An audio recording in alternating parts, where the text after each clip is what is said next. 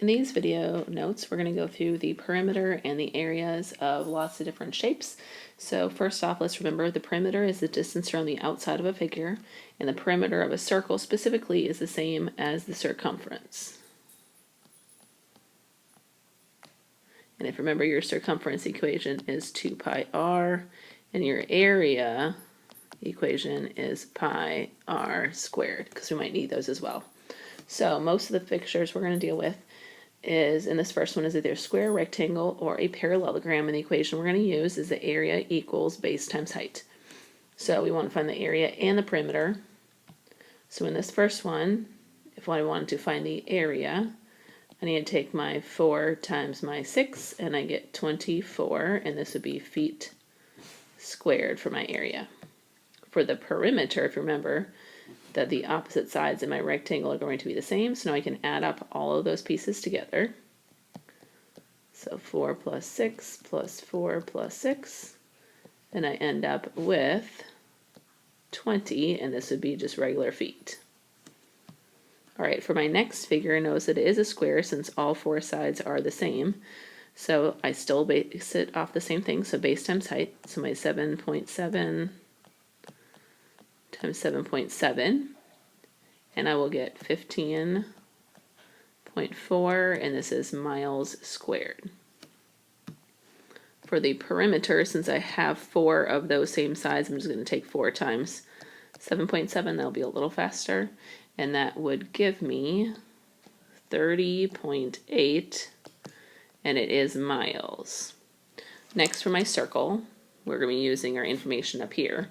So first, for my area of it, I'm doing my pi r squared, so 4.1 squared, and I get 52.81, and this would be yards squared. For my perimeter of my circle, remember I'm really just using my circumference equation up here, so 2 pi r, so that'd be 4.1. When we multiply all those together, remember you use the pi symbol in your calculator, we'll get 25.76 yards for my perimeter. Alright, for this next figure is a parallelogram, but I just want to find the area of it, not the perimeter, and it's mostly just because we don't have all the information for the perimeter. So if I want the area, again, I do my base times height, so 7 times 6, and I'll get 42, and this would be miles again squared. Alright, so we're moving on to different shapes. We have triangles and trapezoids in these pictures. And if you notice our equations right here, we already know the area of a triangle. We've dealt with that quite a bit, so 1/2 base times height. And our trapezoid is very similar, except instead of just one base, we have 2 bases, and we have to add the 2 bases together.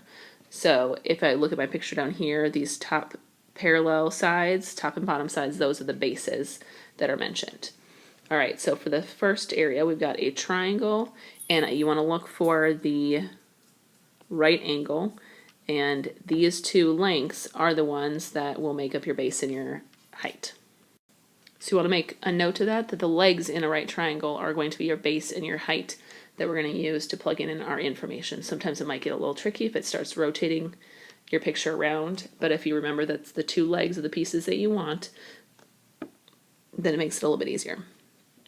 So we can go ahead and set this up. So we have our 1/2 times my base times my height, so that would be 4.6 times 3.7. So that gives me, let's see, 8.51 centimeters squared. Alright, so for the next one, we're going to do area and the perimeter. So if you notice in this one, I am missing the leg, and I need to find the leg, but I can do Pythagorean theorem to find what that leg is going to be.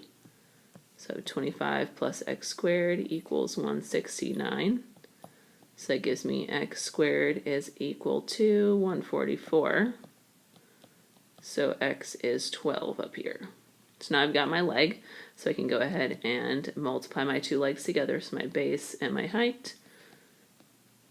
And when I do that, I get 30, and I don't have the units, so I'm just going to write the word units and then squared. For my perimeter now, I have all 3 sides, so I can just add them all up. So 5 plus 12 plus 13 gives me 30 And again, I don't have the units, so I'm just writing the word units. They just happen to be the same thing. That's not usually normal. For the next one, for my area, so I'm taking 1/2 times my height, so that'd be my 4. And then my bases would be my 6 and my 8. And it doesn't matter what order you add them in, but you do need to simplify that first. So we have 1/2 times 4. 6 plus 8 is 14. And now I can multiply all that together. So my area is going to be 28. And this time I do have the unit, so it'd be feet squared. All right, so for the perimeter, the piece I'm missing is right here. But if I cut that triangle straight down, that means that I have a rectangle here.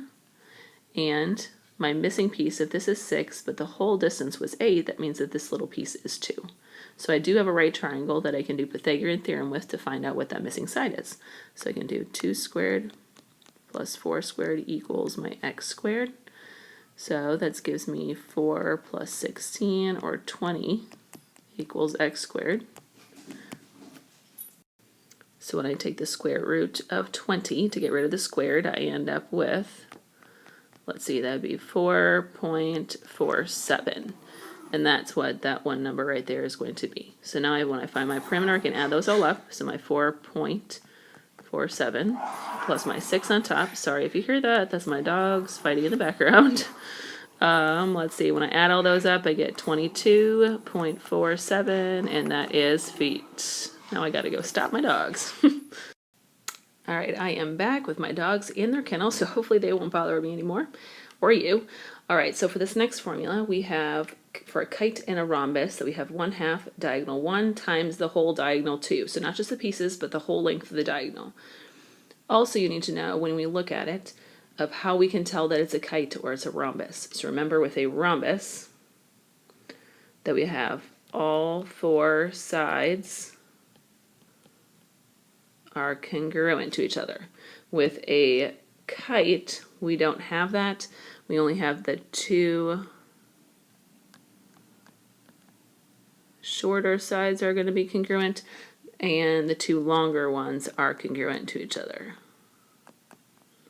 But we don't have all 4 sides congruent, so it's a little bit different of how you're going to find the different side lengths. So we need, when we look at a picture, we have to determine if it is a rhombus or if it's a kite.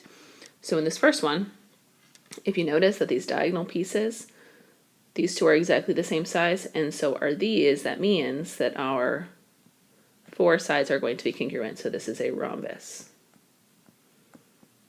If you look at my second figure, I have that these 2 are the same size, so those are both 20, but if you notice, one of them is really long, one of them is shorter. So this is a kite. So then that tells me that only these 2 pieces will be congruent, and these 2 pieces will be congruent to each other. And if you look at it, we have 2 side lengths and a right angle, so we have side angle side, side angle side. That's also the reason that these 2 triangles are going to be congruent, so those 2 segments are going to be congruent. Same thing for the 2 smaller triangles as well. The same thing goes for this rhombus, that I have a 10 and 20, 10, 20, 10, 20, and 10, 20. We have the 90 degrees in the middle, that all those triangles are congruent by side angle side, so I know that the third side also has to be congruent to each other. So because I know it's a rhombus, I know that I can use this for the area equation. So I got my 1/2 diagonal 1 times diagonal 2. Now, if you look at it, we have to look at the 2 numbers. It's not just 20, it's 40, because I need to add those 2 numbers together. And same with the 10 and the 10, that diagonal together is a 20. So when I multiply all these together, I end up with exactly 400. And again, I don't have the unit, so I'm just going to write unit squared on this one. All right, let's do the area of this one as well before we move on. So 1/2 diagonal 1 times the diagonal 2. Well, one of the diagonals is going to be 40 because I add those 2 together. The other one, when I add 56 and 26 together, I end up with, let's see, 70, 82. So when I multiply those together, I get 1,640. And again, I don't have units, so I'm just going to write the word units, and it's square because I'm finding the area. So for the perimeter, this is why I say save this for last, is we need to do some Pythagorean theorem problems so we can figure out what the missing side is. So if I label this as x, I know that all four sides are going to be the same, so I only have to do this one once. And I'm using my 10 and my 20. So 10 squared plus 20 squared equals x squared. So that gives me 100 plus 400 equals x squared. So my x squared is going to equal 500. So when we take the square root of 500, that gives us 22.36 around. So that's what that one side is going to be. And since I know that all four sides are exactly the same, I can just take that number and multiply it by 4. So that gives me 89.44 units. And there we go for the perimeter. So for the second one, if you remember, we have two sets of triangles that are congruent here, and two triangles here in the bottom part that are congruent to each other. So I have to do Pythagorean theorem twice. Once for this side, because that would work for both of them, and then once for this longer side. So for the x piece, I need to use my 20 and my 26. For the y portion, I need to use my 20 and my 56. And then once I solve these, then I will have all the sides that I need. All right, so with my first equation for Pythagorean theorem, when I combine these together, square them and combine them together, I get 1076 equals x squared. So when I take the square root of that, I get around 32.80 will be my x. And so that's the side lengths for both of those. Remember, those two are congruent. For my y then, when I square these and combine them together, I get 3,536. When I take the square root of that, I end up with, let's see, 59.46. And that is the length of these two longer sections. So let me divide this up so we can use this space here.